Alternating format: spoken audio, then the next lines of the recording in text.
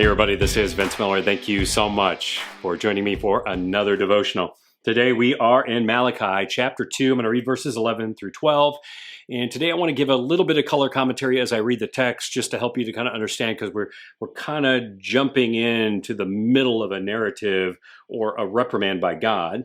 It says this: Judah, or the people of God, have been faithless or unfaithful, and abomination has been committed. So an egregious, horrible, horrific sin in Israel and in Jerusalem. So in other words, all over the countryside and even in the holy city. For Judah, the people of God, have profaned the sanctuary of the Lord, the temple, which he loves, God loves, and has married the daughter of a foreign god. In other words, they have been committing spiritual adultery, which God sees as idolatry.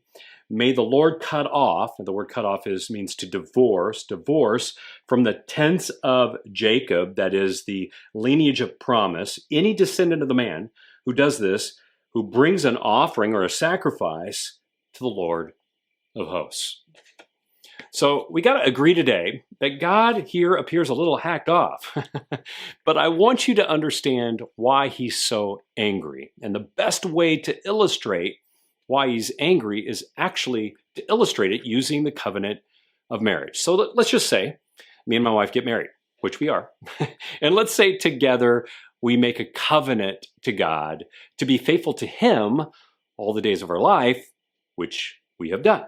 But then let's say one day I choose to be unfaithful on a trip and I sleep with another woman and give no thought to my wife, just to my own sexual desires.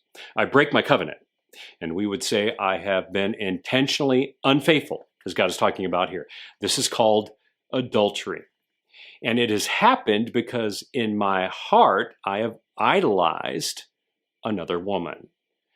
Idolatry has led to adultery. Do you see that there? On top of this, I have broken the covenant I have made to God with my wife. I have made it to God, but with my wife, and even worse, I put my family and another family in a very precarious and challenging position. That's just hypothetical. It has not happened. So then let's ask this. How do you think my wife is going to respond in this situation when she finds out? Well, I would assume that she's going to be pretty hurt and angry because I have broken a covenant I have made with her. But remember, I have made a covenant with my wife, but to God. So while I have hurt and offended my wife, the person that I have broken the covenant with is God. Because you see, marriage is God's idea, not ours. And it's his institution, not ours. The covenant we make is to him to live by his laws inside of our marriage. So now let's take this little example here, because it's just an example, by the way, don't forget that, and reconsider the text that we read today. What God has done is he's made a covenant with his people, so down with all of his people. But the problem is his people have not been faithful to him. They have been committing idolatry, which is synonymous with adultery. They've been sleeping around with other gods. And while they thought nothing of this, all this egregious sin was abhorrent to God. He's angry about it.